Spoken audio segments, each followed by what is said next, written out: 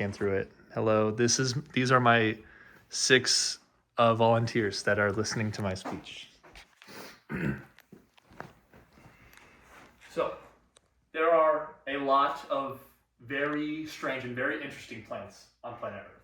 One of which being a Venus flytrap, which usually grows in North and South Carolina, but because the soil in North and South Carolina is not very nitrogen rich, it has to get its nitrogen through other ways, which it evolved the ability to eat like small insects, like flies, caterpillars, you name it.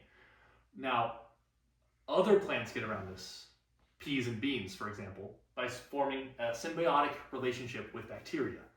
And what that does is form nitrogen-forming nodules in their roots, so they don't even have to worry about that. But there is a plant that is even stranger than both of those that I've just named. That is known as the stinking corpse lily. Now,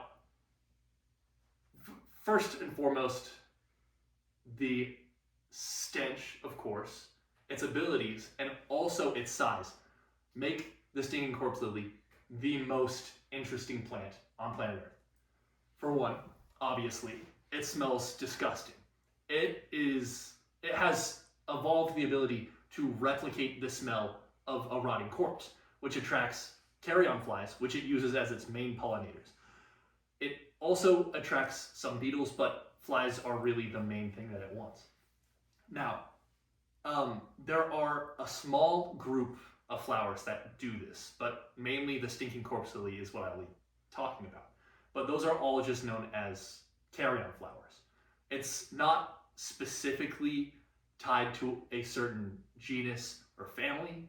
It has been evolved multiple times in multiple locations because it can really, really work. Now, that in itself is pretty strange, but it can also perform something known as horizontal gene transfer, which it uses to steal genes from its host flower. Because this is, of course, not only does it smell disgusting and look kind of gross, it steals its genetic code from the tetrastigma, which is the only thing that can host the stinking corpse lily. Now, what it does with this is it steals its genes, it steals its food, water, chlorophyll. It steals almost everything. It is entirely reliant on tetrastigma. Tetrastigma in itself is also slightly parasitic, but not as much as the stinking corpse lily. Now, on top of parasitism and its nasty odor, it also is the largest flower in the world. Its petals can grow up to about 4 feet long, and it can have up to 5 petals at once. That is about 9 feet, longer than I can reach. 9 feet width.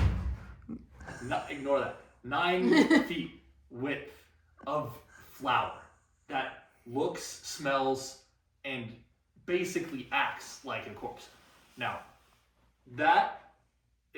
I think that is enough information as to why the stinking corpse lily is the most interesting plant in the world. But also, it only grows in the Philippines, and it can only grow at a very specific humidity level, which I do not have written down, but I know that is to be true.